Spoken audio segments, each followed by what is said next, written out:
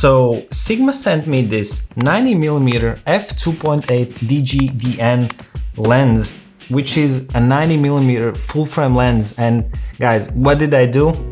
I put it on one of the only cameras that I have on this beautiful Sony A6000.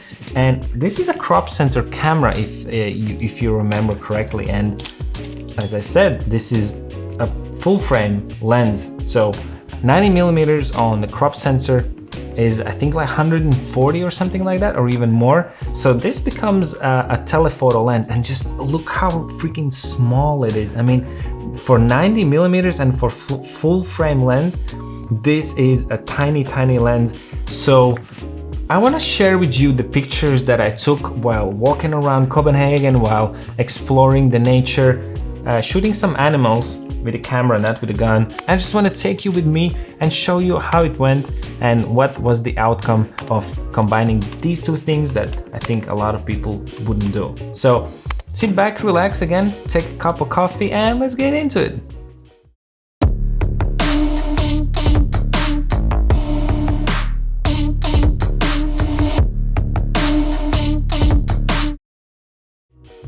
This is one of 7 I-series lenses from Sigma, and the very first thing you will notice when taking any of them in your hands is their size, weight and build quality. This 90mm lens has the most focal length, but by no means it's the largest in size. For a full frame lens, it is truly impressive for it to be so tiny. It is so small that even on a crop sensor body like Sony A6000, this lens looks perfect, and this is one of the main selling points of the I-series. Premium build quality and extremely small in size. As mentioned, it is all metal built and feels very solid, and of course the lens is built in Japan. On top of the lens there is a beautiful magnetic lens cap, and optionally you can put a rather large lens cap that is also fully metallic. This lens has a very pleasant rubber focus ring.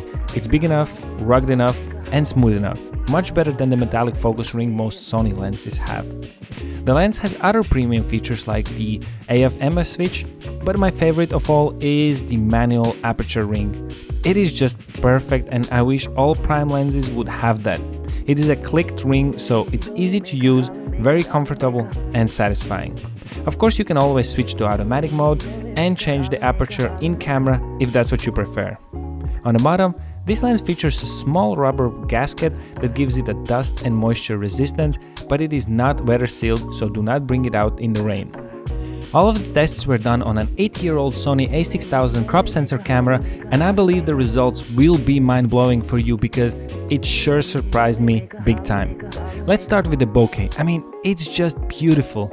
I took a couple of shots of this Viltrox lens, and since the lens was relatively close to the camera, the background blurred out completely, making it nice and soft while the lens stood out really well. Also, I was shooting most of the photos wide open at f2.8 to get that bokeh. But as you know, it is also the most challenging for the lenses to perform well while being wide open, and this lens sure did deliver. In low light situations, the bokeh bulbs looked very pleasant, and even at f2.8 you get plenty of bokeh even in normal situation shots. Speaking about bokeh, since it's 90mm, it is very easy to create foreground bokeh by placing objects in front of the lens. It just gives a really nice touch to the photo, framing the object better as well as showing the viewer the depth and distance. When it comes to autofocus performance, I honestly did not experience any issues even on this old entry-level camera. I didn't have any shots that had trouble focusing on the right thing, and I took over 1000 photos of various things. Regarding the chromatic aberration, well, I looked for that long and hard and was not able to find anything noticeable. Usually tree leaves against the sky reveal that, but I went through so many photos and only could find a slight purple shade at best, but nothing that pops out at first glance. Same with the vignette and distortion, nothing that can be fixed in Lightroom even if it shows up. And this exceptional performance could be explained because I'm using a crop sensor camera, or just because the lens is built so well. Anyways, this sharpness, oh boy, okay, so this is what surprised me the most. Whenever you wish to upgrade to a fancier camera, remember, it's all about the lens, not the camera. Can you believe the amount of sharpness and detail this lens produces? I'm honestly blown away by its performance and ability to generate such sharp photos on such an old camera. Just wow. First of all, the 90mm focal length on crop is close to 140mm, making it a true telephoto prime lens. This might be too narrow for some for portrait photography, but I found it so useful for street photography, for capturing details, product photos, as well as doing a bit of wildlife. And 85mm is definitely my favorite focal length on a crop. On a full frame lens, this is a perfect portrait lens, as well as one to capture details, distant objects, and just great addition to your gear. I know there are lots of viable alternatives, like one of my most used lenses, Sony 85mm f1.8 or Samyang 85mm f1.4, Sony 90mm f2.8 macro lens, and lots more. They differ in prices, build quality, aperture, and most importantly, size.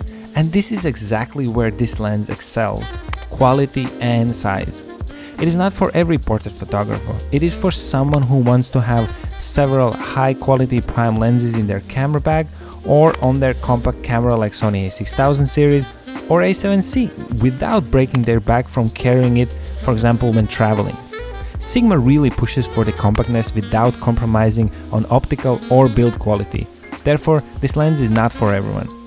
Is it the one for you though? Let me know in the comments what you think. Alright guys, Tom Sirex here. I really hope you enjoyed this video about this Sigma 90mm f2.8 lens, and I hope to see you all in the next video very soon. Keep on creating.